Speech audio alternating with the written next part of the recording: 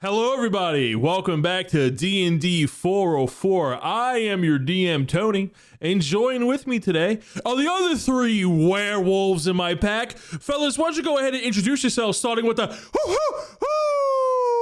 Alec. What's going on? My name is Alec. I play Drell of the AshBorn, and I would have to say, my favorite werewolves, some of them are probably from the TV show What We Do in the Shadows.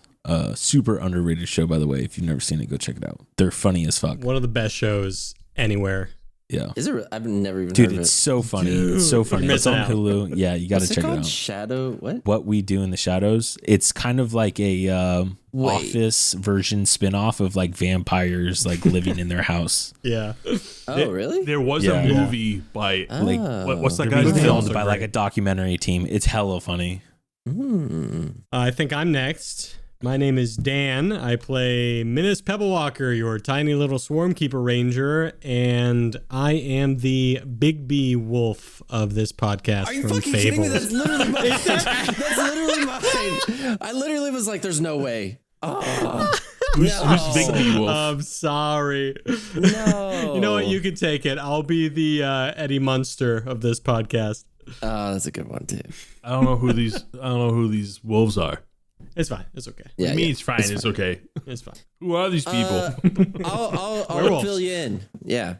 Armos checking in. Yeah, Big B, definitely. He's awesome. So to fill Tony in, the Wolf Among Us was a Telltale game. And you play as the big bad wolf. And he's like a detective, and you're trying to figure out these killings that are happening, and it's awesome. I really like that game. Super fun. I hear that was a banger. I never played it, but I heard it looked like a banger. So I'm big into like Nancy Drew games. Yeah. So I really liked that. I was into the Telltale games when they first released, and then I love the premise of like a gritty Disney, like princesses and stuff like that. Oh, it was perfect. That sounds pretty dope. Tony, what's your favorite werewolf? I'm gonna go with Michael J. Fox, Teen Wolf, because there's nothing I like more than just beast out, get hairy, and make wicked cool jump shots. You know what I'm saying? Woo! I just threw my D4. All right, you know the deal. Before we roll for the recap, we're gonna go ahead and do the rundown. And today's rundown is brought to you by Jared. It is Jared. Is it me? Yeah. Yes. Awesome. How did you not know, Jared? Hey, yay. So for those who don't know, we have a website. Definitely go and check it out. It's wonderful. So, by the way, shout out to everyone that's been ordering. We've gotten 3 new orders in the past week, and we are just like, I was overjoyed. I couldn't believe it. But that's what is it again? I can't remember it right now. 404pod.com. I have it bookmarked, and I was trying to get to my bookmark to make sure I didn't mess Well, it I up. was looking at bookmarks. When in doubt, just look below the podcast episode. That's right. There you go. It's right there. Click the links. Go check it out. All of our social medias are on there. Plus, there's merch if you want to order it. And yeah, the shout out to everyone who's been ordering stuff. Let us know if you want us to start a blog, like yes. We'll start blogging about D&D stuff. Yeah, working on it. Dear blog, awesome, but Dan was mean again. He said some cruel things today. Like, you really shouldn't eat that 7th meatball. All right, roll the recap. So roll into the judgy, recap.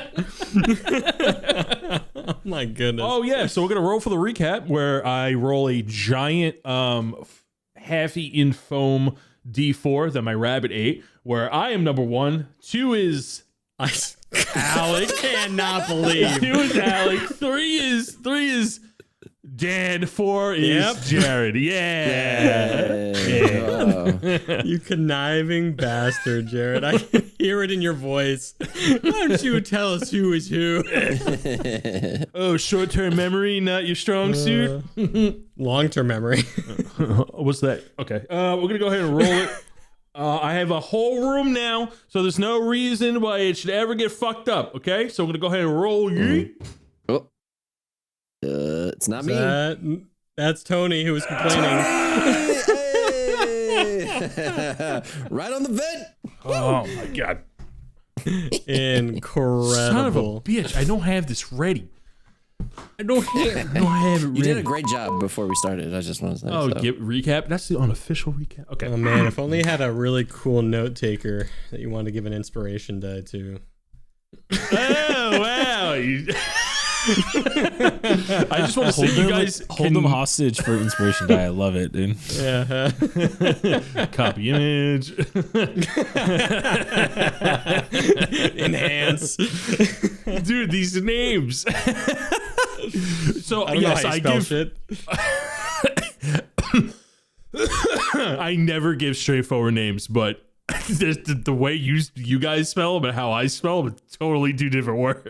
Oh yes, Markun Kun Mambak. You know, that's his names. Like, in our last session, after picking up a letter from Trey Spuge and Dillmore, the Bloodshard Bandits sauntered over to the city of Aramor. On their way to look for Tomli Yinstead, the group stumbled upon a few red guards led by none other than Adelram Beckford. Sneaking behind them past an annoying gnome and into the Wildside Tavern, Armos tried to polymorph Beckford. It did not work. Both groups agreed to brawl in the Iron Scrap later that night. After an epic training montage with Minnis and Drell and a clever curse by Armos and one big ding of a bell, everyone in the tavern turned into a werebeast, including Drell of the AshBorn. Drell, play that intro and let's get on with the show. Good morning, good afternoon, and good evening, and welcome to the world of Humbrea, featuring 3 first-time adventurers and 1 very patient DM. This is DND404.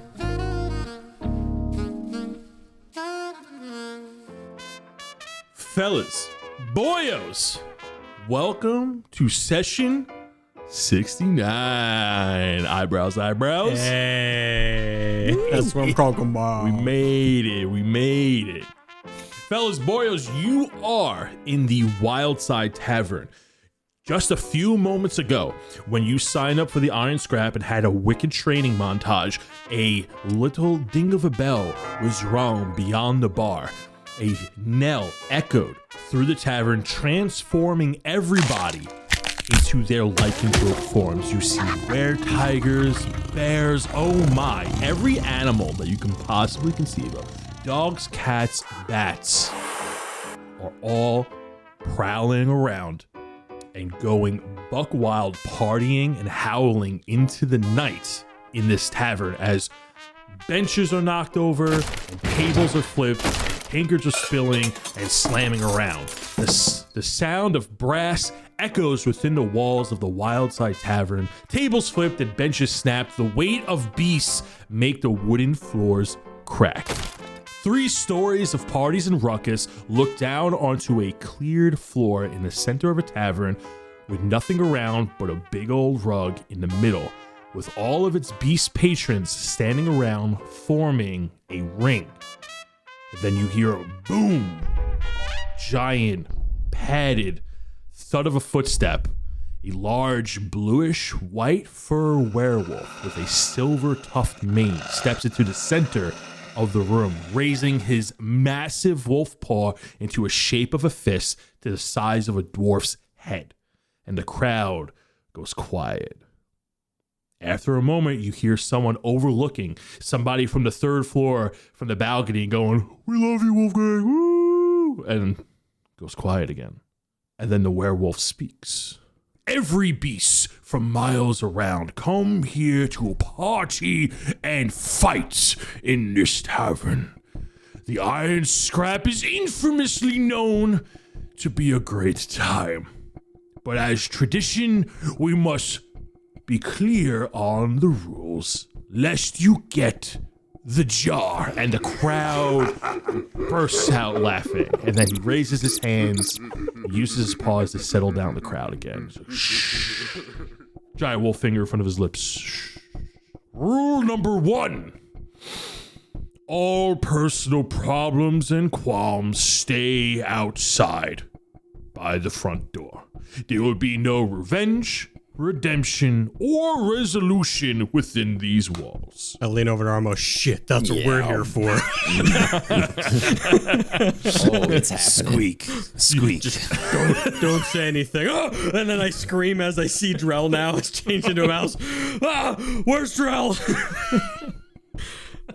Oh my God! Standing on a pile of Drell's clothes is Drell of the AshBorn. This dirty white mouse with Drell's tattoos painted all over his fur, with holding a tiny saxophone. Oh no! Armos, our starter, I think, just got a little smaller.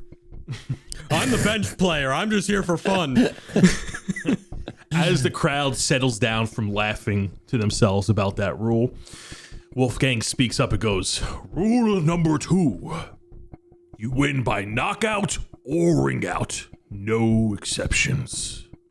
And rule number 3, and everyone chimes in, no magic in the ring." And everyone is just mimicking what he says, and they're getting amped up, pounding their chests. No magic in the ring. And I have my hand over my heart. I say in the ring, and I take a step, one step out of the ring. I'm good, I'm bad, I'm good, I'm bad. Okay. I'm not touching it. Now, what do you say we have old Iron Paws kick us off? And then Wolfgang steps aside when he goes to introduce this name. And as he steps aside, some people around the bar area also step to the side as they're trying to make a path to the bar. And above the bar is the old mounted wolf head that everyone was paying respects to, and that wolf head is revealed. And the mounted wolf head's eyes open up into a blood red iris as its eyes begin to look around and then focus on the settling of the room. As the wolf head lets out a loud howl.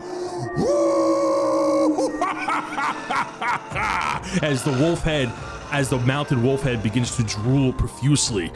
"You lads are lucky that I can't step into the ring with you tonight. So make it worth watching. Let the iron scrap begin!" And the place goes absolutely nuts as people begin to bang on the tables, shake the balcony railings, tankards go flying, bottles are smashed by the sheer vibration of the noise. Windows almost seem to crack. What are the three of you doing? Well, I immediately pull Armos and pick up Drell and his clothes, and we find a bench on the side as the fights are getting ready. I'm like, Armos, this is bad. This is bad. Drell is using a small file to shave down his teeth into spikes. I do cast Speak with Animals at first level real quick so I can speak with Drell. Wait, does he doesn't know English and whatever, or he can't speak English or common, I should say? What is English that is such a 21st century common, thing? Armos, you can't understand. You two weren't able to understand Drell because he just squeaks. Well, I can now. Now he can because you have you have Speak with Animals. So, Drell, what happened? How you feeling? I think I'm fucked. Let's be real. Yep. We'll see how this goes. Maybe you can trip him up and hit him outside the ring, you know? Yeah. Reginald chimes in. This place is awesome. Looks at Drell. Oh, look at this nerd. And he stiffs on him. I bite him. Here, take some aid as well. I give aid. My spell bolsters your allies with toughness and resolve. Choose up to 3 creatures within range. Each target's hit point maximum and current hit points increased by 5 for the duration, but I'm casting it at 3rd level, so it's increased by 10. So Drell, you get 10 more hit points, and that's included in your maximum. Okay. Nice. Yeah, so this place is going absolutely wild. You do see various forms of werebeasts here, and you do see that when the place got settled to listen to Wolfgang open the iron scrap, when you go to look back at Adelram, he had disappeared into the crowd. As you go to look around, you do see the top of his head through the crowd of beasts, but this place is, since that everybody is now separated or has dispersed from the middle, everywhere around this ring, which is just a giant rug in the center of the room, is shoulder to shoulder. Because you have all various sizes of people. There's werebears, like some of these bears are like almost hitting the ceiling if they were under it, and like there's like tiny creatures also walking around. You do also see some succubuses in the corner where Tumbley was, and where Tumbley was, you do see a were-raven. So it's a were-raven and 2 succubuses where Tumbley instead was. I do have a couple questions and things I want to do before we get started. My questions are, the fireplace is just for me, I guess. The fireplace in the middle, that's part of the ring? That is part of the ring, yes. Wow, okay. Noted. So yes, let me just talk about this ring real quick. The ring is this giant rug that's on a tavern. It is about 30 feet in diameter. It's not very big. It's big enough for a boxing match, but standard combat would be very small area. There is a fireplace, like a column in kind of off to the side in the center of it. Looks like it wasn't planned to be placed there, but it is a obstacle in the ring, and that's the only obstacle here. When you look around, you look like Minnis, you take note of the fireplace that's there. It's like, that's kind of in a way. And then like you look around and there are some werebeasts that have like burned scars on them. Oh. They have burn marks on them, yeah. Lovely. Minnis, he's like, open my bag. You know, this is the first time I've ever letting you do this. And, Okay. look for a brew that's green. I've been working on them for a little bit. Okay. What's this pink one? Not that one. Don't drink that one. Don't drink that one. That one's still in progress. Oh, here it is, green. And I pull up a green potion. Okay. Can you find a second one? Can I say there's 2? I've only been working on one, but I feel like you have been in the cart long enough that I would say that like you were able to make 2 in your downtime. Okay. All right. Okay, go ahead. I need you to pour one in my mouth for me, and I need you to drink the other one. Okay, you're not gonna tell me what this does, or we're just gonna clink. Cheers. I do yours first, and I just kind of like hold it up, but kind of let you do it yourself, you know. Okay, so this is gonna make mine a lot better because now I have to roll. Oh fuck! I have to roll a Constitution saving throw of 15. A DC 15 con saving throw. So real quick, because I know what you're doing, but nobody else knows what you're doing. So why don't you go ahead and explain what's going on? So I've been working with my alchemist brewing kit recently, and I have been crafting a fortitude brew, which it's resistant to all physical non-magical attacks for 1 hour. So it's it'll be for Minnis and myself, but the only issue is you have to pass the DC 15 saving throw or you become drunk, which is a level of exhaustion. Oh, so I don't know if I need this. It's by all the way, Drell. No, it's not just bludgeoning, it's all physical attacks. Yeah, I'm already resistant to that because of my rock. A little stone. I think back to the stone that I got, the boulder stone. Oh, okay. Well, perfect then. All right. Well then, then save that one. Don't drink it then. Just pour the one in my mouth. And I was about to feed it to Reginald. Yeah. I cork it back. Man, sorry, Reginald. Pink is like almost the color of blood, but like a little fruity aftertaste. I put it back in the bag. I also have one more question about the battle. Is it assumed that maybe I can ask someone about this, but I guess I'll just ask someone next to me. I look at the werewolf next to me, and I'm like, I tap him. Hey, big guy. Hi, I'm Minnis. I'm new here. This is my were form. I look up at him. I'm like, so hey, what are the exact rules on magic? Because I have things I can do that aren't technically like spells. Like, how does that work? You look at this werewolf and he's like drooling, and you convinced that he just ate, like it took a big bite out of this big haunch of meat, and he's looking at you, and he's drooling, his little blood and turkey flesh hanging from the side of his lip, and he looks at you, his eyes are all white, and he goes, puts on some glasses and goes, oh yes, well, the iron scrap is, although a savage event, it is quite true to its nature. So, say if your form could do something within its nature, then of course you could. Like, say, like a boar would be really good at charging, or a bat could fly. Yes, these are all things within its nature, as long as it's not magic. Cool. So, like, if I do this, poof, and I turn invisible for 6 seconds, and then turn uninvisible, is that, like, against the rules? Interesting. So, I don't know. How do you do that? I don't know. It just kind of came to me now. I'm a ranger, so it's something I can do now. So here's the thing. They kind of have a knack to tell when someone uses magic and something is just innate. So you're saying better be safe than sad. Love it. I think that's the saying. Yes. Better be safe than sad. Okay, sounds More good. espresso, Well, less depresso. Yes, of course. I appreciate that. What's your name? Yes, Balazar. My name is Balazar. Balazar. Yes. Nice to meet you, Balazar. Nice to meet you, Minnis too. PebbleWalker. I wish you. Are you fighting today? Oh, no, I am just observing, but I will be betting. Well, enjoy the battle. Bet on this guy. And I do put I'll two do big my thumbs top pointed at coin, me. sir. And he shakes your hand. He has like a massive claw compared to you. He goes, you have a good tidings in your fight. And then he turns around, takes off his glasses, and goes, rah, rah, rah, and feasts on like this giant pig in front of him. Yeah, I go back to the crew and I'm sweating. I'm like, all right, guys, give me a second. I just need to pull every trick out of the book because I can't do too much when I'm in there. And I cast, what's it called? Bless. I cast Bless for me and Drell, and I guess Armos just to be safe. So Armos, Drell, and me now have a D4 that we can add to attack rolls and saving throws. Perfect. Okay. Once or all? For 1 minute. Can we just say I like cast that before our first battle, essentially? Yeah, so right now what's going on is people are still signing up and like they're getting ready. Right, perfect. And you see people, what else you also see? You see that people are taking off their armor. Like whatever's not ripped away from the transformation, they're making sure they don't have shirts on. Yeah, my armor's in my room already.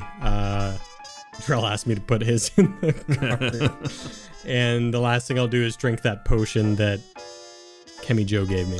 Yeah. Okay. So what that potion is a potion of luck. That is a potion of luck. So you get so you gain the lucky feat for an hour. So you get the 3 points. Whoa. Yeah. Okay. You get the lucky feat for an hour, yeah. So I got luck points. I use my Deft Explorer Tireless trait, and I get a D8 plus 2 of temporary hit points. I'm doing everything I can right now. You're like the Witcher before you fight a monster, just drinking the potions. I also want to give Minnis and Armos. Number one, I tell Minnis, can you let Armos know, if anything, this is a great time for a speech? And then I also, as I say that, I'm giving him and Minnis a bardic inspiration. So it's cool. 1d10 of what? 1d10 Just- anytime we want. Yeah, you just add it. It can be on an ability check, an attack roll, or a saving throw. One time. One time, yeah. The sounds of small jazz inspire you. So just to remind our adventurers listening in, Drell has transformed into Drell of the AshBorn. He is a tiny mouse. He is a bard class when he is in this form. So right now he's a level 11 bard. Not a fighter for a boxing match. That's all I can do. So if I do a speech, it gives them 15 temporary hit points. Oh, that's better than my trait. You know what? I'm gonna give this speech, and it's gonna start off by saying shout out to the Patriot, or shout out to the Discord for calling us out on our crap. And you guys don't know what Discord is, but you will in the future. Don't worry. What the fuck is Anyways, Discord? back to this. Displacer piece. You know what? They're not a big deal. Do you remember that one that we fought in season 2? The one exploded? Yes, I remember. Exploded? Oh man.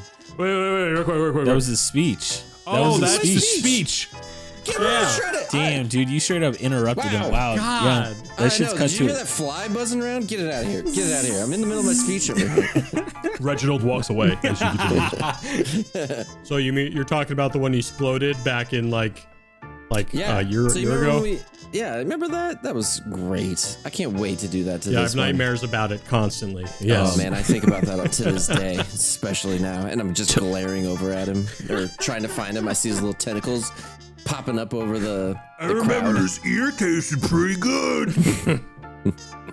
We're all good. You guys are all prepped. You see Drell just jumping up and down like shadow boxing in his little mouse form. And then he actually sees his shadow and he gets scared and he falls over for a second. And he stands right back up. He goes over to like Sid's, and Sid's like have their hands up like they're like doing like punching, like the little boxing punching thing, and I'm just like punching the hands. Sparring with the Sids. Me.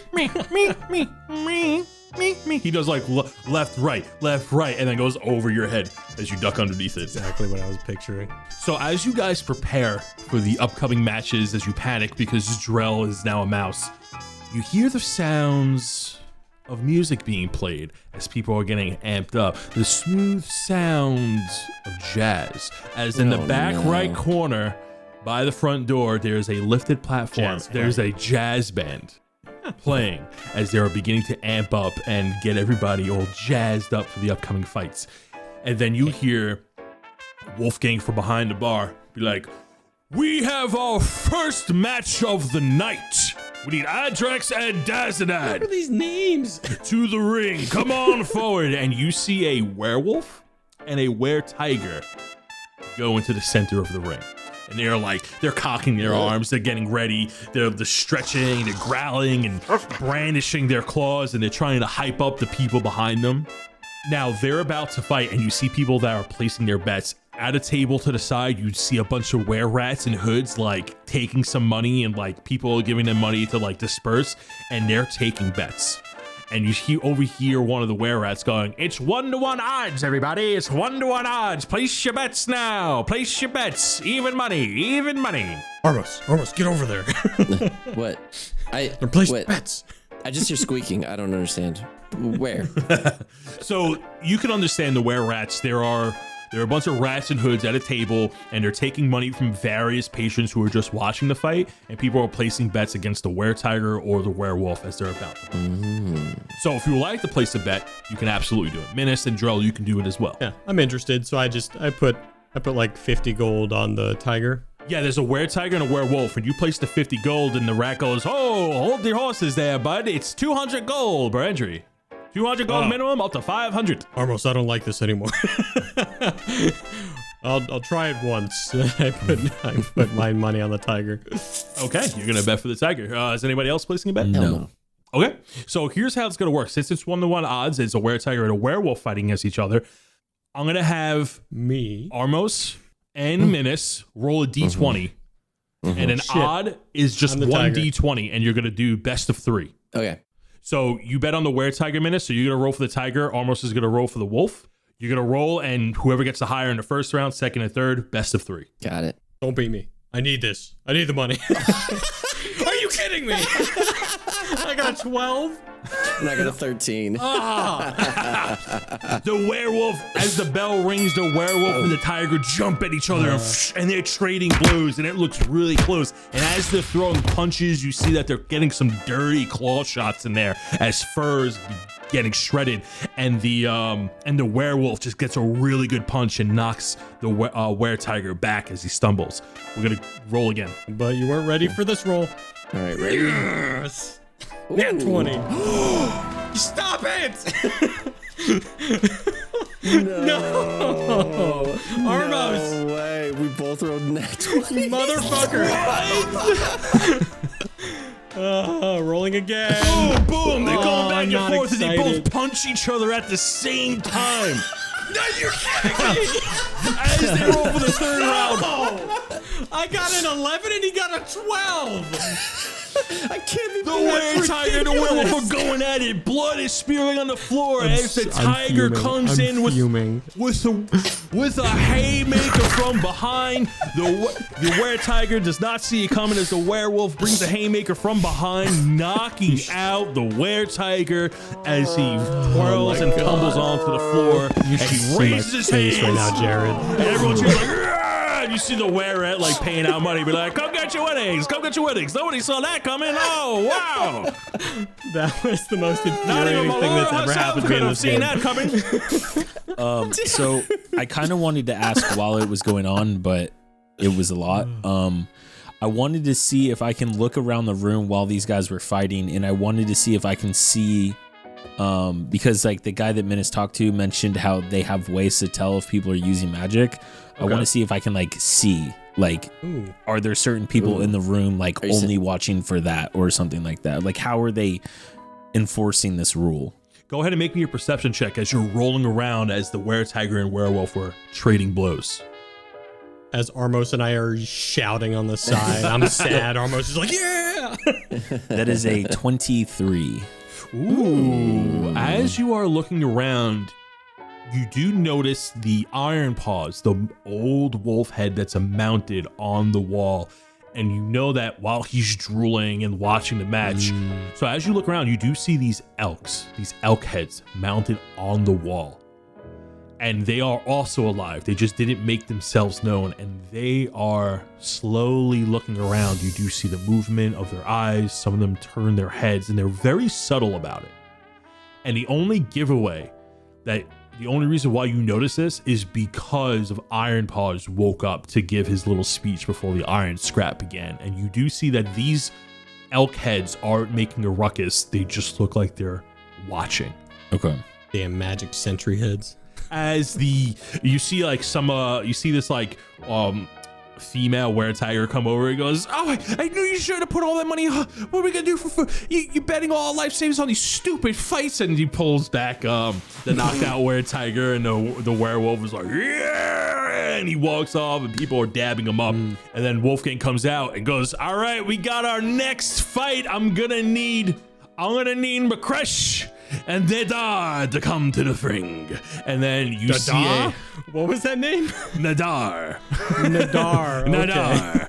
So, remember in Arc 1 where we were fighting bad guys named Ross, and now we have like guys with names that we can't even say? Those are the good old days. Those are the good old days. You see a were-rat get up from the back of the room in a hood, and he goes to the ring, and he takes off his cloak, and is a shredded rat. And then you see this were-lion pounce onto the ring. Drell pulls out his notebook. and then the were-rats that were taking the bets, he goes, "All right, place your bets for Makresh or Nadar. 2-to-1 odds. 2-to-1 odds." And you see people. So it's who to who? It's 2-to-1 to the rat. So if the rat wins, you get double your money. So the rat is the underdog. Yes. Got you. Yeah, I got a vendetta, and you now see that Minnis is sweating and has found a new form of an addiction. He's like, just turn on Minnis to gambling. Yeah, Armos, I'll win it this time, I promise. I go over and bet. He's like, I just need a little to earn it back. Yeah, I just need to earn back the stuff I lost, and I go bet $250 on the rat. On the rat? Yeah. Yo, Reginald. Nice. Okay, Reginald's on your shoulder, Minnis, and he just goes, statistically speaking, gambling addicts quit right before they're about to win it big. So keep at it. Yes. And I come back sweating in my seat. So you're betting on who? The rat. You're betting on the vendetta against Jared that I need to. Jared, are you betting money? No. I'm having the greatest time ever. Yeah. How much did you bet? How much did you bet, Minnis? $250. $250. Okay. So. Yeah. We'll just do Armos and Minnis again. Armos, you're gonna roll 2d6. Minnis, you're gonna roll 1d6. So he's basically rolling with advantage on a d6. I mean, I'm sorry. He's gonna roll 2d20, and you're gonna roll 1d20. He's gonna be like a minus roll, but no, he's rolling with advantage. Yeah. Oh, that's rougher than I thought it would be. Okay. You got this. It's gonna be fine. It's gonna be fine. It's fine. I don't 11 again. God damn it. I got a 3-to-1. Yes, that's what I'm talking about. You see this were-lion let out a mighty roar. He goes, roar. People get amped up, and while he's pre-roaring, the jacked rat just jumps on him and begins to wail. Boom, boom, boom, as his fists echo across his face. I'm going to need the two of you to roll me again for round 2. I'm going to win right here. All right, here we go. Oh, bro. Nope, not winning with that. I got a 1 and a 10. No, that would have been insane.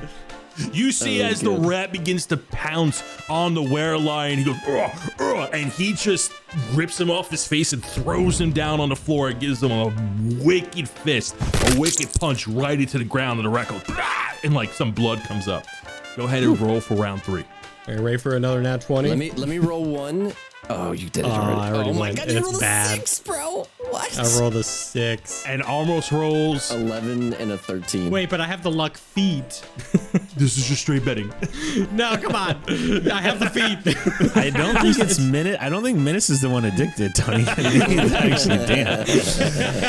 He's like, just give me a chance. As Minnis rolled a 6, as the were-rat got a 6, and the were-lion got an 11. On Armos. He begins to beat on him, and as the rat is trying to get out, you see that the lion gives a wicked right hook. Boom! And a pause happens as the moment of impact hits the rat in the chest, and then the rat goes flying into the fireplace. It goes, and you see the rat scurry out, rolling onto the floor, just adding more flame burns to the rug. No! And I'm like shaking Armos. He almost had it. And the second round goes to Nadar. Come and pick up your winnings.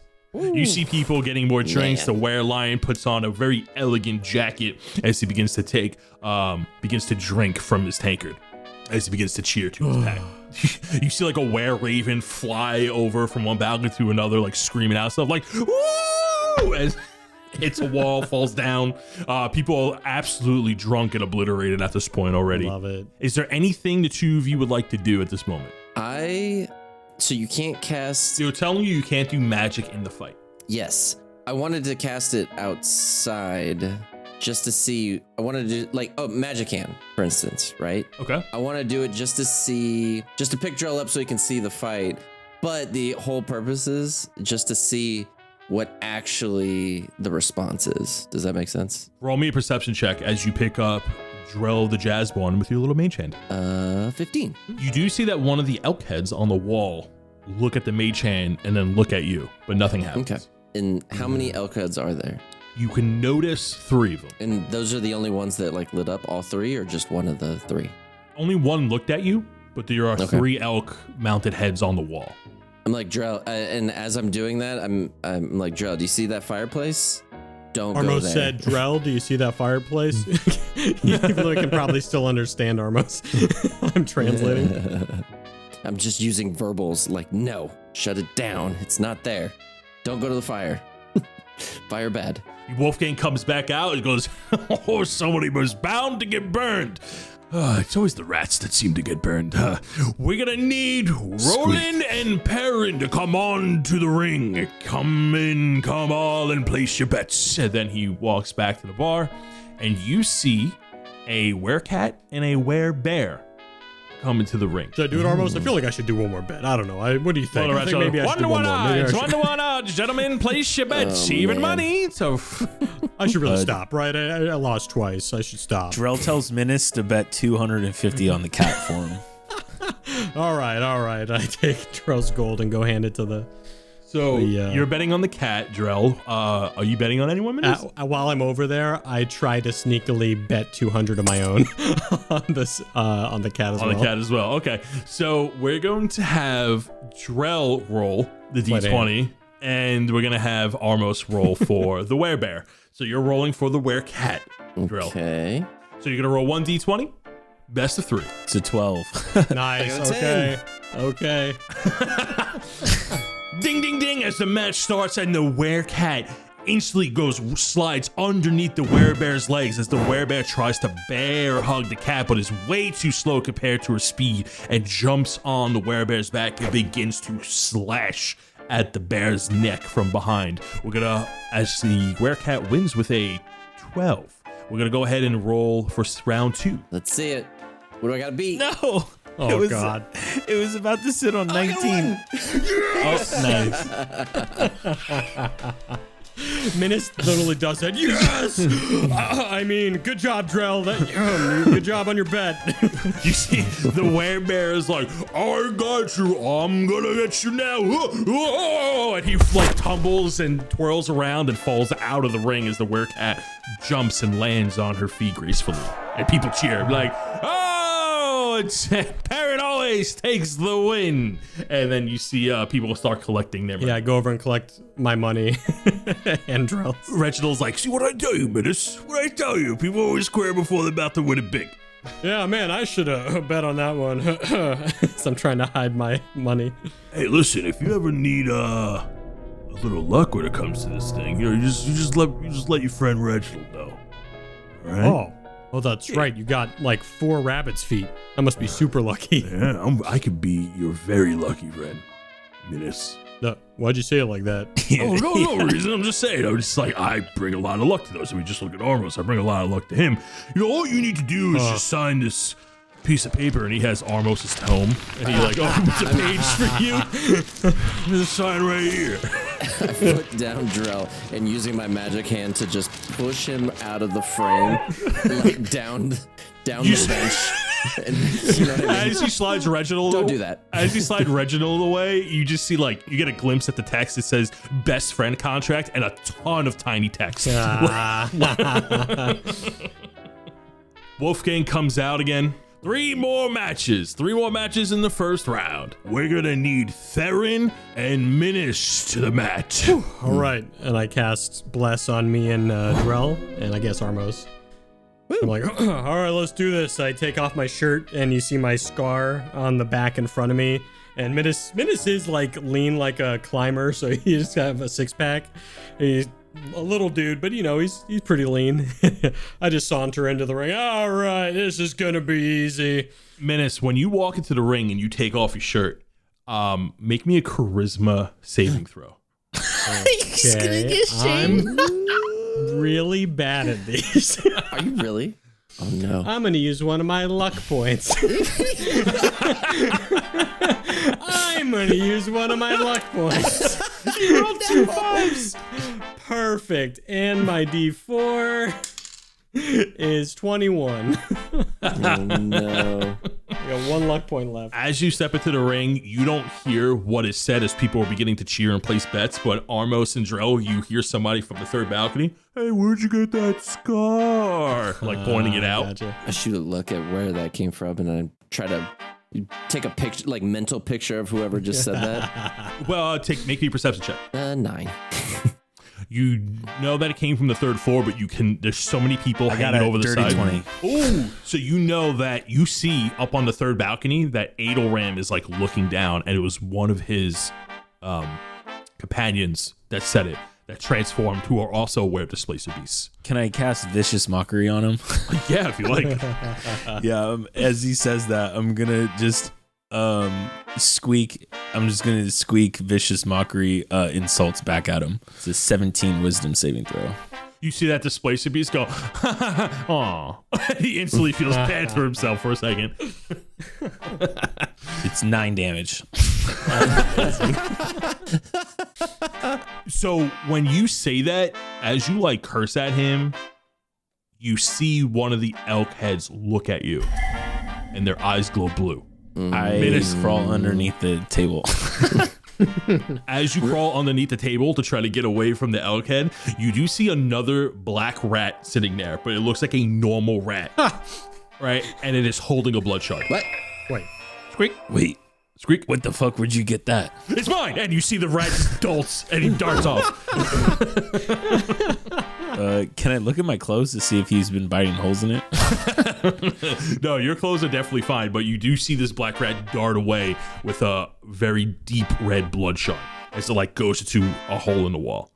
Is there, and I guess while we do that, I want to do another inspection of the room, and I want to see if is there anywhere that I feel like it might be a blind spot to cast magic and not be detected by the elk, or am I getting a feeling that it's more of like a sense rather than like a line of sight thing? With your understanding of magic and just adventuring, you know that magic can be interpreted in many different ways, either visual or you're magically adept to sense these things. Give me an insight check. 17. So you know that it sensed it, but then it looked at its origin from where the spell was casted. So it's more like they got notified that it happened, but then they looked around to see where it came from. Not trying to be cheeky with a 17, if that's how you interpret it. Okay. That's how you can, yeah. Okay. So, Minnis, as you step onto the mat, you take off your shirt, you see this werebore come into the ring as well. And he is slightly taller than you. He's very hunched over. So his head is lower than your head, but his hump is like the same height as you. Yeah, I'm he's holding like my very elbow, burly. stretching my arm behind my head, kind of like down doing lunges. All right, buddy, bring it on. He's like, and his upper torso is so wide and his legs are so tiny. It's comical, like how he looks like a triangle with the two legs walking in. Now, how this is gonna work? You get two actions that you can essentially do that are legal. You can shove or punch. Okay. Right. Every 5 HP that you lose is a -1 to your strength modifier on contested strength checks specifically. And your current armor class is going to be 11 plus your dexterity modifier. Yeah. So, no shirts. So go ahead and roll initiative. I got a 9. Almost landed on 18, but then fell into a 5. He also rolled a 9, so you both are going to go on the same turn. So we're going to go ahead and start the combat with round 1. Minnis, you have the first action here as you are squared off against this werebore, and he is just breathing, and you can see the steam coming out of his nose as he puts his hands up, getting ready to box you. So we start engaged? Is that what I'm getting at? Yeah, you're face to face, knuckle to knuckle, like you're ready to go. All right, so I just squint at him. I'm like, good luck. And I do a disengage action to like roll back 10 feet. Okay, so you're right at the edge of the mat, sure. And yell at the crowd, I hope you're ready for this. Get the horns! And I run 10 feet and use my bonus action for my charger feet to try and shove him 10 feet away from me. Wow. Yeah, go ahead and make me a strength check. A contested strength check. Yeah, we'll do. I'm going to use my luck. Okay, I'll roll that. I got a 21. Boom! You charge up as the steam comes out of yours, and he goes to meet you halfway, and you two butt heads, and you swear that when you connect heads, that you hear the crack in his skull as he gets sent flying back. How many feet? 10. He gets sent straight out of the ring, going right into the table behind him. Boom! Crashes into the table, and all the patrons get up that were watching the drink and are like, oh! And then you see everyone go silent for a second and look at you, and they're like, yeah! And the howls and animals go nuts, and the were-rats that were taking it back, it's like, oh, come get your winnings. That was 3-to-1 odds. 3-to-1 odds. Woo! It's over. Just like that. It was 3-to-1 odds. Screw those guys. Should have placed a bet. That's what I'm talking about. You see that, Drell? And I'm like pointing at him and jumping up and down. Squeak. I can still understand you if you want to yell at me, but Oh. Yeah. Get my money. hey, that's awesome. And then I saunter back to my seat. That's pretty good, huh, guys? Hell yeah. Drell, just do that, and then we're out of here. Yeah, okay. As you go back to your table, Minnis, you see a feathered hand grab your shoulder. You look back, and it's a were-raven, and he just like gives you a thumbs up as two succubus put their arms over him and try to like pull him back to what he was doing, but it was totally giving you props. Oh, my goodness. As he holds a bag of gold, and he goes back to his friends. How much do you win for winning the fight? You don't win anything right now. It's rounds. Oh, So we it's are doing knockout. rounds, so it is like, oh, sick. Okay. All right, Drell. Well, that went pretty quick, so you still got my bless. At least you got that. And I pat him with 2 fingers on his back. Wolfgang comes out. He goes, ho ho, newcomer with beginner's luck or untapped potential. And Wolfgang like looks at you and like gives you props. All right, we're gonna need Silveranth and Drell to the ring. I guess Drell kind of just walks out like Minnis, but he already doesn't have any clothes on, and he like walks up with like Gladiator with his hands up, like, are you not impressed? Drell, as you come out, you see that the jazz begins to like stop for a second, and people are just looking at an actual mouse walking into the ring, and people are like, all the beasts are looking at each other, and then it's quiet for a second, and then the were rat goes, 3-1 odds, everybody, 3-1 odds, 3-1 odds to Silverhand, 3-1 odds, and you see people like making a mad dash to get all their money in. Drell past the Raven. You see me betting on you like 500 gold, and just give you a thumbs up. Drell's sweating bullets now. Like fuck. You see everyone's betting against you, so you'll get triple money if Drell wins. Yeah. I just imagine Armos going to like pat Minnis on the back and all of a sudden being like, wait, where'd he go? And I see him like, more money. You got this, Drell. His shirt's still off. He hasn't even put his shirt on because he's too busy trying to go place bets. My shirt's still off. Drell goes into the ring. Armos, is there anything you would like to do? What I'd like to do? Burn the place down? Yes. Wait, Drell. Can you see in the dark? Drell shakes his head furiously no. Drell, as you step into the ring, you do not see your opponent. You're looking around, and when people hear the name Silverant, they're like, you see some people wince in the background, like, ugh, and people like betting for her. And then you turn around, and down from the ceiling is this were spider. She comes onto the mat with her 8 disgusting legs. Ew. It's this furry tarantula lycanthrope. And she, oh my god, I'm gonna be sick. And you see that she puts 4 of her legs up, getting ready to fight you. Is she like the same size as me or no, smaller? She's massive. She's like the size of like how you would be. She's like a 8-foot tall spider. Hairy tarantula. Yeah. What the fuck? And then you hear the bell ring. Ding, ding, ding. Roll for initiative. Oh my god, that was gonna be good, but now it's not. It's a 15. Wow, I also rolled a 15. That is crazy. So you're going to go first because players always go first. So just to recap, every 5 HP you lose gives you -1 strength modifier to your contested strength checks.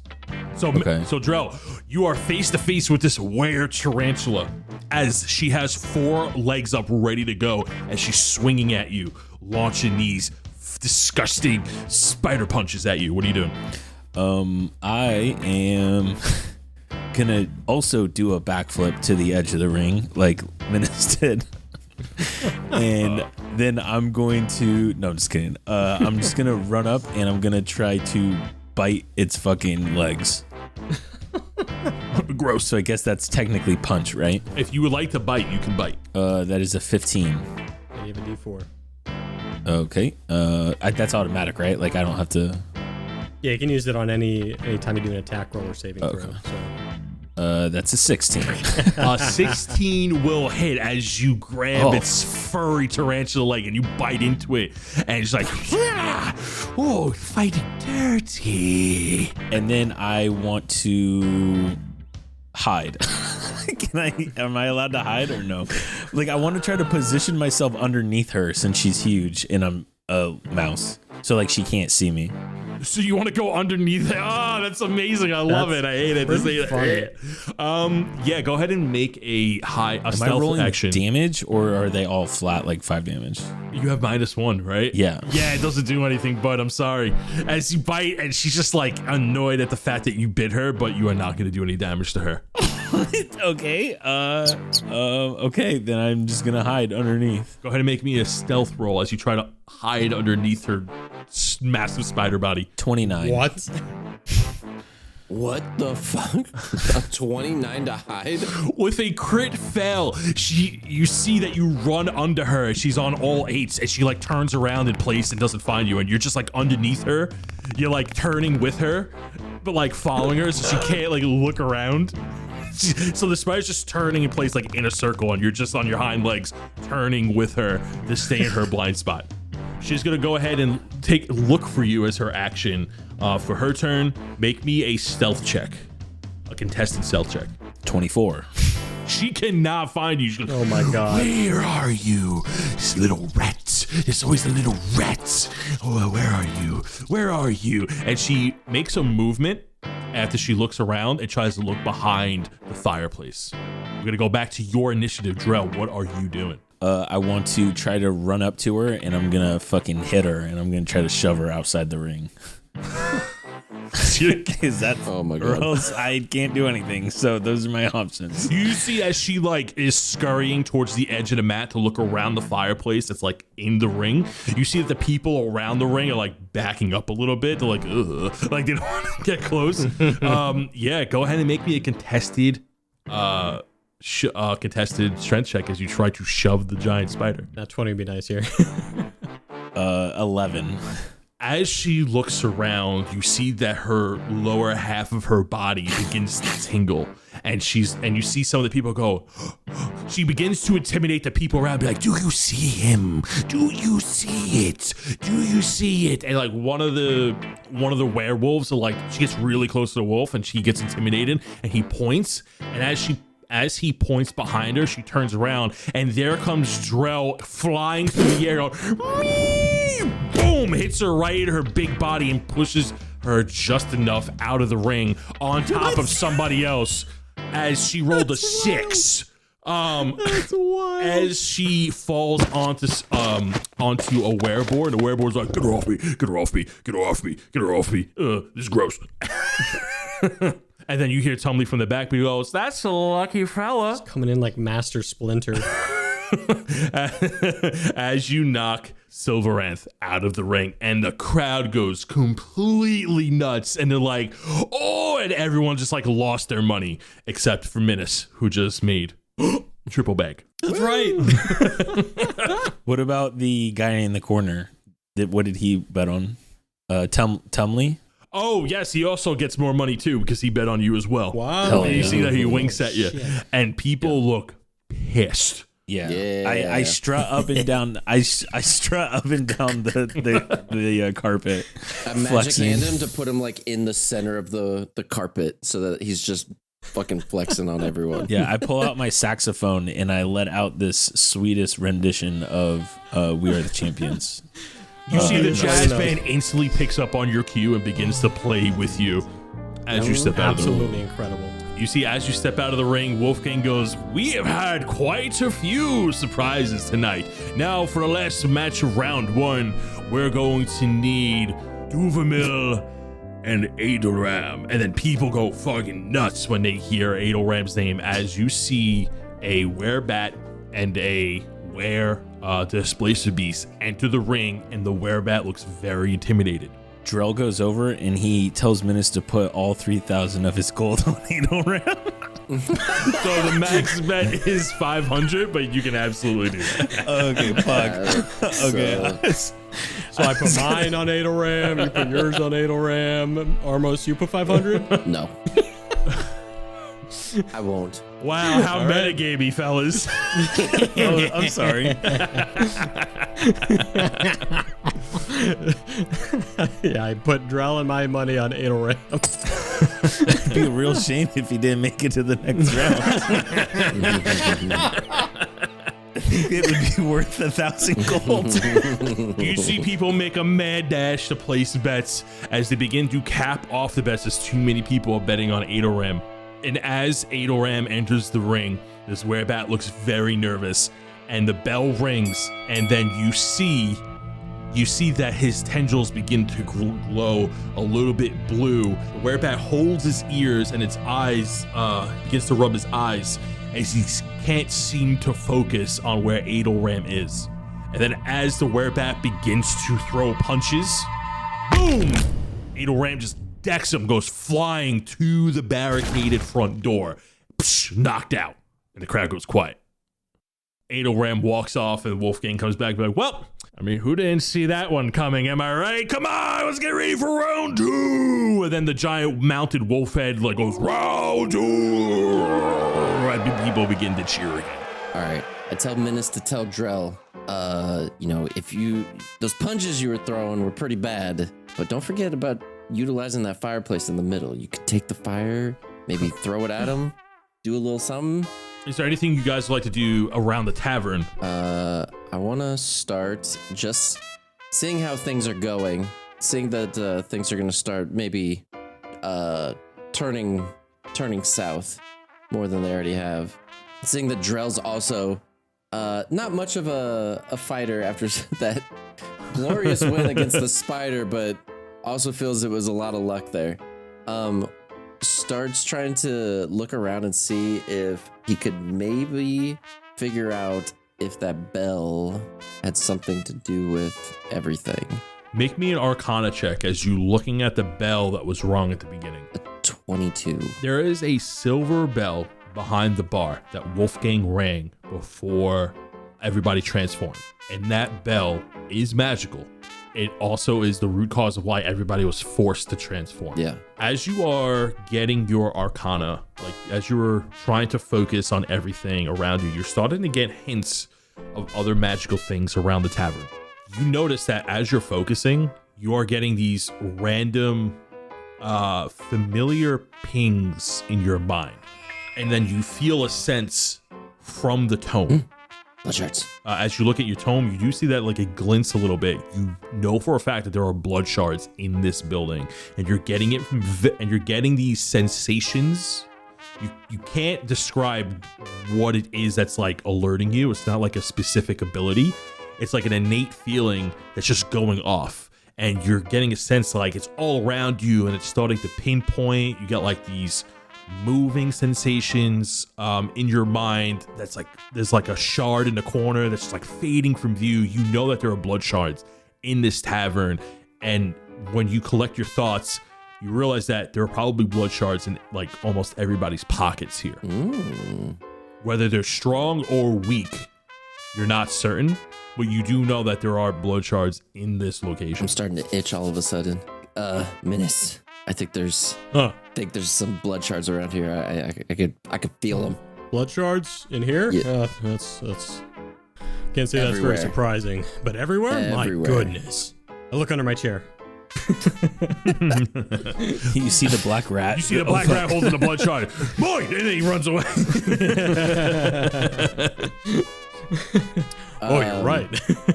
I'm gonna position myself closer towards the bar area while watching this next fight. Make me a perception check as you try to position yourself close to the bar, and you're shifting between the crowds. So that's a 16. That will get you something. As you position yourself towards between the staircase and the bar, you hear some discussion above you on the second floor from an overlooking table. Can't quite see who is talking, but you hear these deep voices. One of them sounds like it has a purr to it, and the other one sounds very well spoken but frightened. And the frightened voice sounds like it's apologizing to the deep purring voice. The well-spoken voice goes, "Well, you have to understand, we didn't have eyes on the shipment. Our men were in place, they were ready to receive. The package never arrived at the ports in Kambuki." And then the purred voice goes, You know the boss isn't gonna like this. We're supposed to arrive at the Kambuki ports. These shards aren't cheap to come by. Well, listen, it is not our fault. We are making sure there aren't any pirates or scavengers around, but I assure you that it was not, if the ship was infiltrated or intercepted, it was not on our borders. And then the purred voice goes, and it just lets out a deep sigh, then you hear a slide of a chair, and then the crowd noises begin to overlap that conversation as Wolfgang steps out and begins to announce the next round. We have our next match, and it looks like we're gonna have a returning champion. We're gonna need Drell of the AshBorn and Adelram to the ring. Already? No.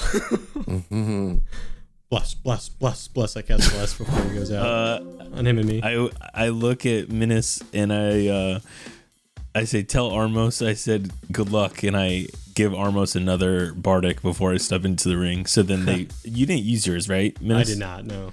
Okay. And then Drell moonwalks into the ring. Give me a performance check. Oh my god. Oh my god, I didn't even realize that's a thing. 19. The crowd goes crazy. We're like, Drell, Drell, Drell, Drell, Drell. And then you see that when you played your victory song from the last round, you see that the band like plays you in as they seem pretty amped up that you're about to fight Adelram. And then you see people going to bet, and it looks like people are betting like 50-50. Ooh, some respect now. 3-1 odds. Adelram versus the former champ of round 1. The jazziest jazz hat of them all. And you see me do the exact same thing, Drell, where I'm just like handing over gold and giving you a big smile and a thumbs up. As I bet 500 on Drell. Oh, fuck. Drell internally starts to panic. Oh, fuck. How are we going to eat? Good thing we have Armos. Whoa. As Adelram walks down from the stairs right past you, Armos, without even so much as a glance, his huge build just opens up from the staircase. People open up a pathway for him to walk through and enters the ring right in front of Drell. And Drell, you are looking up at this 9-foot tall hulking were displacer beast as his tendrils begin to float ominously around him as they begin to glow blue. I'm gonna need you to make me a wisdom saving throw. Wow. Let me add my D4. That's a 23. You see him clear as day as he smirks at you and gives you this toothy, evil grin. Well, looks like we get to settle it in front of all your friends and nobody can jump in to help. Who says I need any help? And Drell takes a little piece of cloth and ties it behind his eyes and completely blindfolds himself. Like dodgeball. Oh my god. He's just squeaking. I can't understand him. Now he's blind. Well then, and now we're gonna go ahead and roll initiative. You do hear me go, you tell him, Drell, because I can still understand him. That's 22. Wow. Ooh, and he has an 11. We're going to start this match at initiative 22. Drell of the Jazz Board blindfolded in front of a hulking were displaced beast, aka Adelram Beckford. What are you doing? I am hiding. I'm going to use my action to hide. I'm going to try to I'm just going to try to find somewhere on the fireplace in the middle of the ring that he can't find me. Go ahead and roll me a stealth check. That is a 31. What the fuck? Dude, it's like watching me roll. And he has, you know what? He rolled pretty well with a 22 as you scurry behind the fireplace. And he doesn't see you, but he doesn't move just yet. And he goes, running away, I see. But you wish you could run away in the Shadowfell. And he laughs at you as you scurry behind the fireplace. What else are you doing? Yeah, I'm just hiding. You said hide? Okay. We're going to go to initiative 11 as Adelram looks around, his arms across as he just watched you run away behind the fireplace. And then you are hidden from him. And then he's going to make a move. I'm going to need you to make me another wisdom saving throw. 9. Okay. And make me a contested stealth check. 25. Well, the stealth was good. You remain hidden as Adelram walks behind the fireplace from both sides. And you see that there are 2 Adelrams as you are hiding almost in between the rug and the fireplace, hiding behind like a cracked pebble. And you see some of the people on the second balcony can see you, but and for some reason, and you can see 2 Adelram Beckfords come from behind both sides of the fireplace.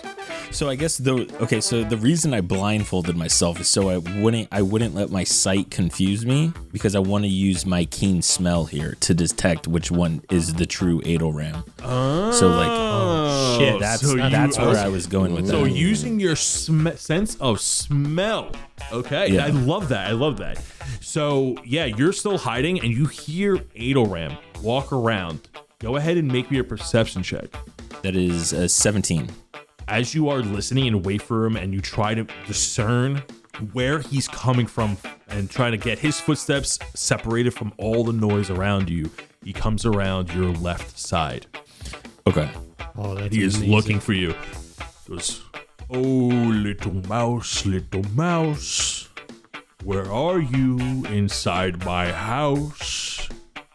Little mouse, where are you inside my house? And he begins to stomp as he's trying to like flatten out all the bumps in the rug, trying to step on you. We're gonna go back to initiative 22. Okay, I'm going to then jump off from where I'm hidden, because I like to imagine I scurried up to like towards the top of the fireplace, and I'm gonna jump off and try to push him out of the ring. So I'm gonna jump off to the left and try to hit the real Adelram. Go ahead and give me a contested strength check as you were trying to jump and shove I know this with is advantage not as gonna he's not looking. While this is happening, Minnis is shoving through people to try and see what's happening on the other side. He's like, move, wait, where is he? Don't forget, he is also cursed by me. Strength, right? Yes. Oh my god, I rolled 2 nat 1s with a -1. I rolled 2 fucking zeros. Oh, That is the worst. You should play the lottery. 2 nat 0. Literally not even a nat 1. I got 2 zeros back to back. That is insane. You go to jump from the rafter with full confidence as you go to push, and he turns around and moves his head out of the way as you get sent flying past him, and it looks like you're about to just knock yourself out of the ring, and he grabs your tail and throws you back into the wall. As he keeps you in the ring, you are going to take 15 points of bludgeoning damage as he grabs you and throws you up against the wall, and you fall to the floor, knocked prone. Is that half to 8? It is, yes, because it's bludgeoning damage. So he grabbed you out of midair. No, not that easy. And he just slams you up against the back of the fireplace, and you fall back onto the floor. Okay. Can I use the rest of my turn and movement to try to hide again? Or no? No, you're not prone. Oh, fuck. Okay. So your action was to jump and shove. You wouldn't be able to hide again. So we're going to go ahead and go to Adelram's turn, and he looks at you while you're on the floor, and he puts his boot right above you, and he begins to press down slowly as he like tries to get as close as possible to you. He goes, oh, is this a knockout I see? And he gets really close, and he begins to whisper as he's pressing his boot down onto you, and he goes, just like in the jail cell, Drell. And he begins to push down more. Give me a contested strength check as he's pushing his hard foot onto your body, trying to crush you. Oh my god, that's bad. That's a 5. Oh my goodness. He got a nat 20. I want a silvery barbs. His nat 20 What does silvery barbs do? makes you pretty much roll with disadvantage, so you have to roll again. But what do you have to do to cast the silvery barbs? It's just a reaction. It says one reaction which you take when a creature you can see within 60 feet of you succeeds on an attack roll, ability check, or saving throw. I think it's a spell, though. What's the cast time says reaction? No, if it's a reaction. Yeah, it's a reaction. Then no. But a reaction spell. Yeah, but all I have to do is see him, and if his foot is right in my face and he's pushing and talking to me, I feel like I can see him. Yeah, it's just that it's a spell is what I'm getting at. In your... Is that what you want to do? All right, yeah. I trust you, man. You do what you want to do. Bro, he rolled a nat 20, dog. I don't got that much. I gotta do something. He presses his furry paw down as you begin to squeak and go, "Nyeh," in panic.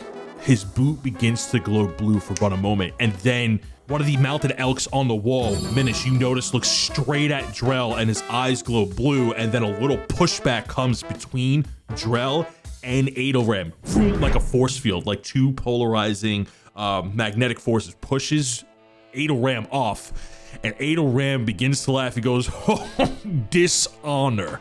You know, friendly wanted one competition," and everyone gasps like, "Oh, cheater!"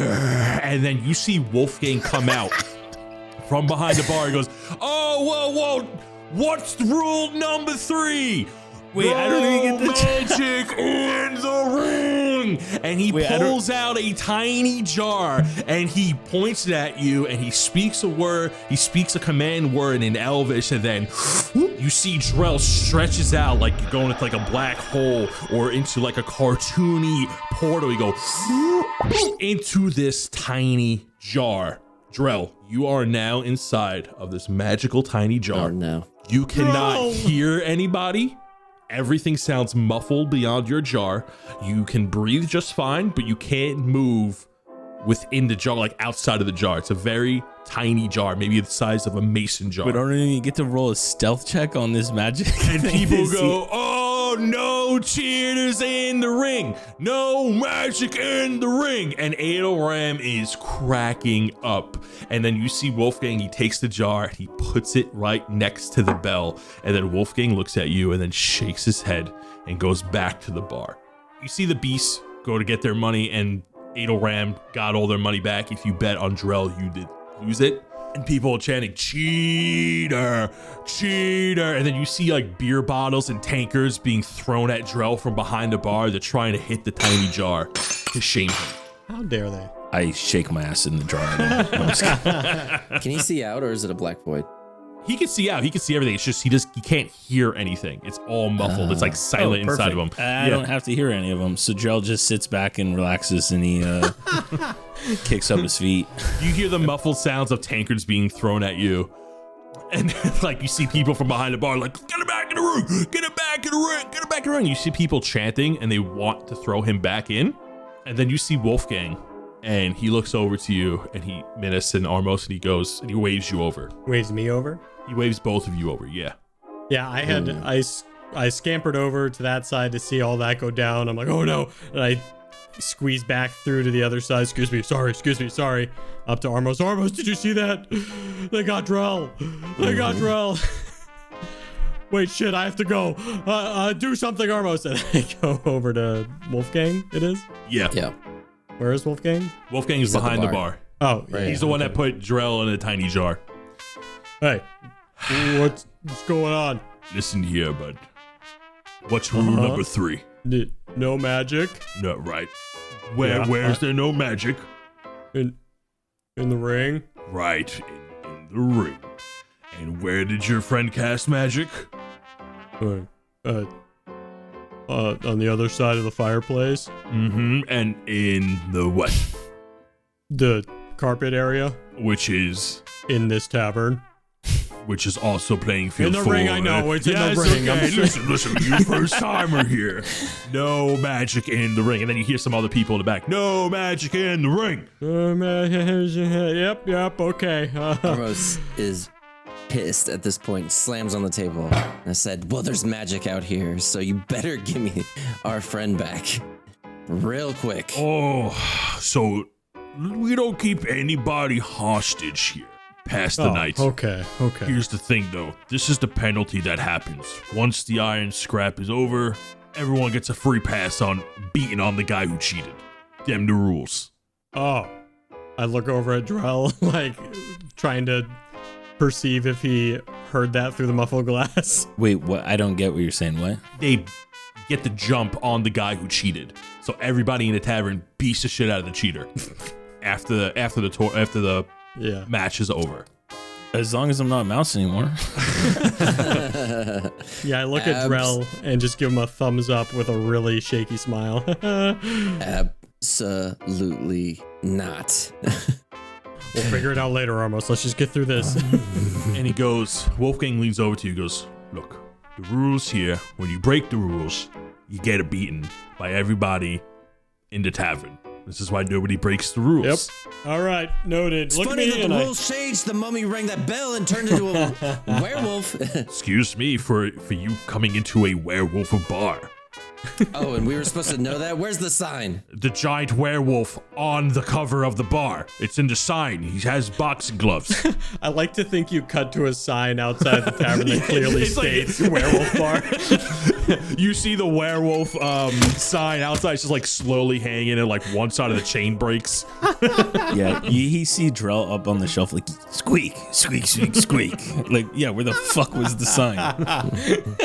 So you're just trying to make out what they're trying to say through the muffled glass, Drell, but you know they're talking about you. And he goes, here's the thing. Something tells me your little friend is not going to survive the beating. And And he looks back at the tiny mouse and looks at you. Some people take this. They really believe in this event and they really need it. And then when you cheat, they take it personally. I'm not gonna say we had anybody killed. However, the people who usually cheat are a lot bigger than the size of a normal rat. Well, when the bell rings, everybody goes back to normal, right? Right. So they'll beat on him after that? No, they're gonna beat on him as a mouse. Yeah. Okay. Miz is just sweating. Can I persuade him to give us the thing? Like, what? Like, I have really good persuasion. What do I need to do in order to use that in this situation? Go ahead and roll me a persuasion check as you're trying to convince him to not beat on Drell. Wait, I get a D10. I get a D10. You have one D10 left. Got D10 last time. Maybe we'll get another 17. He strokes his silver tuft as he's hulking over you, cleaning a really large tankard, and strokes his tuft with his free paw. And he looks at you, looks down, breathes. Tell you what, I'll cut you a deal. Oh, I love deals. I found out tonight I love deals. Okay. I have somebody that owes me an item. I loaned one of my trinkets out, but this particular person has not returned it in some time or hasn't paid its late fees on it. Nothing too spectacular, but if you retrieve this item for me, I'll give you your friend back. You have about he looks outside to see this see how the night's going. He looks at the ring. He goes, you have about 5 hours before the people in here beat on your friend. This building is going down as soon as I come back here. Here's the deal. Somebody took one of my trinkets on loan and they haven't returned it at some time, and I really want it back. I just know he's still in this city. Where? Well, that's for you to find out. I give you a name and you find that person. Name now. Napoles Patterson Charles Rennes. And where? He most frequents the Sorcerer's Guild, but he works as one of the overseers of weather there. He helps the city of Aramor, government type. And he aids the city when it comes to, the water supply and, he makes sure everything is all smooth and everything's good and can kind of foresee and protect against natural disasters. He does a lot of things, but he works for the city of Aramor. And he recently took a glacial shard from my inventory and out on loan, and he has not returned it. And I like my stuff, and he has my stuff, and he's not paying me for my stuff. So you go to him, rough him up a little bit, get my stuff back, get your friend. And collateral. How do we know he ain't gonna be hurt? Here's your collateral. If you are not back by the sun is up, I will give you back a dead rat. So you think we're gonna go and do this? Bring your item back here with hopes that everyone in here is just gonna allow that to happen when we give you a glacial shard, and just by your good word, you think that's just gonna magically be okay? Because it seems like you're gonna get both of those things, and let me tell you, you don't want to mess with me when I'm angry, and you're getting me there. He gets real close to you, and his wolf snout I'm not backing down from this guy. almost touches your nose. And he goes, I am many things. I am a wolf.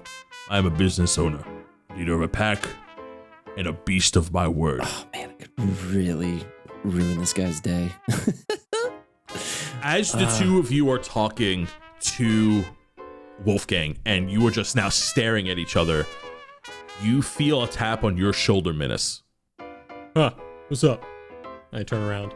And you turn around and you see a werebat. And she looks down at you and she says, I may be able to help you. And that is where we're going to end this week's session. Damn. See, I knew it.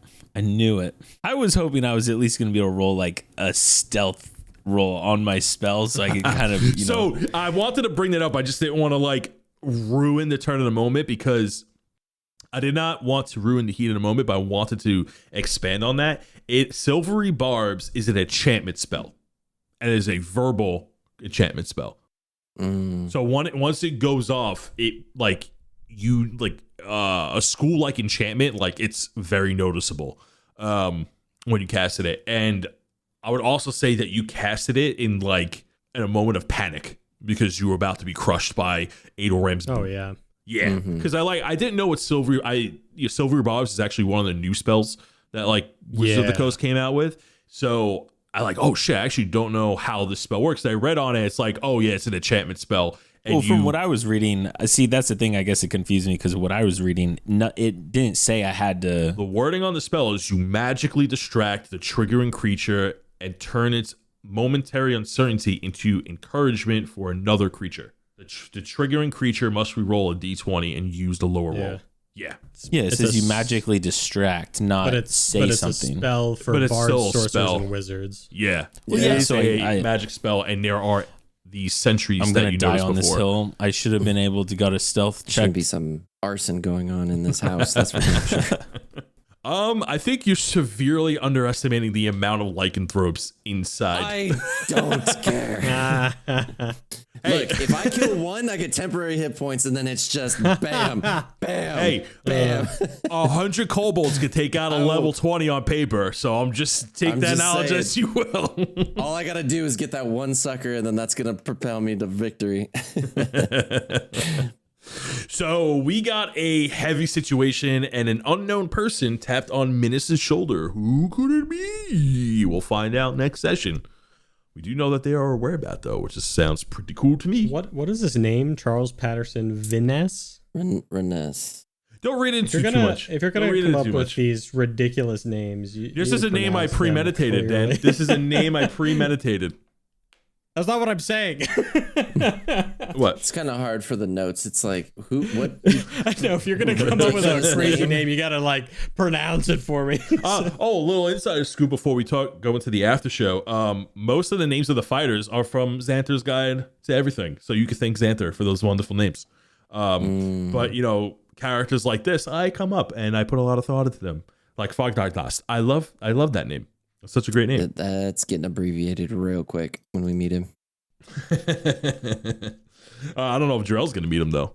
He's inside a tiny jar, which also, for free, that trap was actually voted by the Patreon. It was a free vote that I did on our Friday polls that we do. And people voted a tiny jar. Yeah.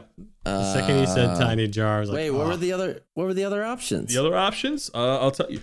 It was a 12-hour poll that we did, and the people voted on Patreon, and they voted tiny jar. The other options were petrification, turned to stone, trapped, or imprisoned. I voted petrification is what I... He was too stunned to speak. Oh, I'd hate that.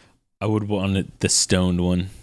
Really? Oh, man. I was thinking if that got voted, I was going to maybe put in a cockatrice to come in and turn you to stone, peck at you if somebody did magic.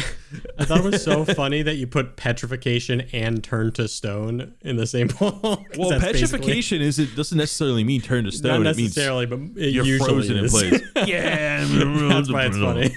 It depends on the source of media. You would have been playing freeze tag, and you would have been frozen for X amount of time. Now it's time for the Patreon shout-out, starting with the Bloodshard Bandits. First up is Benjamin Hayes, as the echoes of metal and the infinite void, sprinkled with mechanized madness, has this warforged contemplating the meaning of life. As he regains his health, his mind wanders, but he is finally able to move. But at what cost?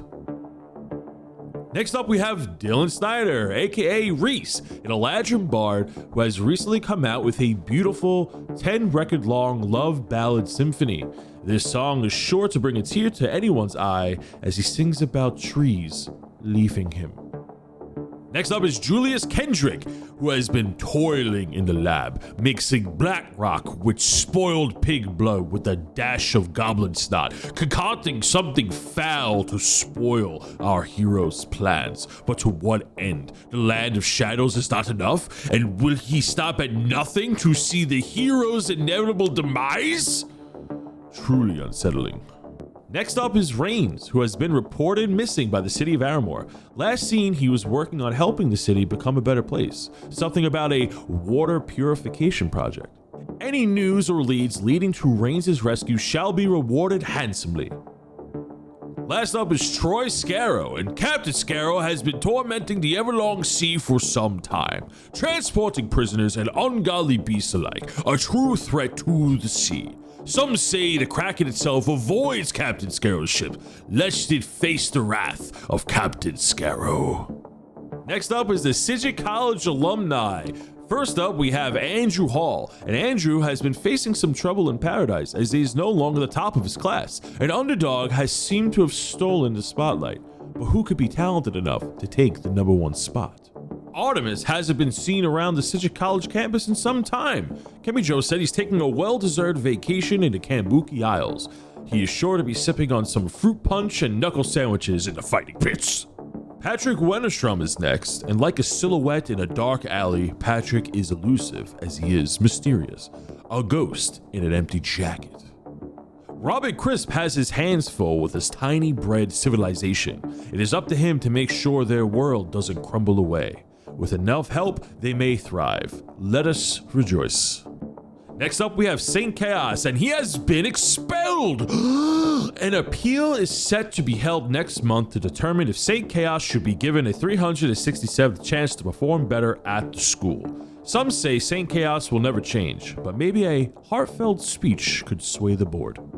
Lastly, we have Warden. Renowned food critic has just visited one of the finest eateries in Aramor City. With a delightful brunch and clean atmosphere, he shares that the Wildside Tavern is a delight to visit. He also hears a real hoot at night. Now we're going to move on to Humbreya's heroes, and first up we have Abdul Rahman, and he is doing well as Dilmore's new local alchemist, with raving reviews saying he's not a jerk like the last guy. Alex Dredd is next, and he has recently taken down a roadside bandit. It seemed that they tried to take the wheel off his wagon while playing some jazz. Next up is Anthony Pizza, aka Sly, and he's been making a killing selling secrets in the streets. It should also be said that his secrets may lead to killings in the streets, but that's neither here nor there. Alara Dawnstar is on the search for a new waterfall, as the last one she trained under broke. The water just stopped flowing. Weird. Man with Glass has been found deep within the bowels of a volcano in North Trillis. What tempered glass could he possibly be making in such extreme heat? Next up is Michael Sekarak, an unknown visitor of Humbreya. Who are you, kind traveler? Next we have Nufarius Ducarius, and he was last seen streaking through the streets of Aramor City, waving around a basilisk head, yelling, "It's almost like a dragon!" Sergio Rodriguez is next up, and ever since his mysterious appearance, the shrouded mystery of unknown vagabonds has also been increasing in presence. Truly alarming. And last up, we have Terminal No Name, who has just reached platinum status in his Rocket Boot League. I hear that's very good. And that's all for this week's Patreon shoutouts. If you would like to hear your name added to this very amazing list of people, go ahead and check out our Patreon link down below to find out more. Until next time, have a great one.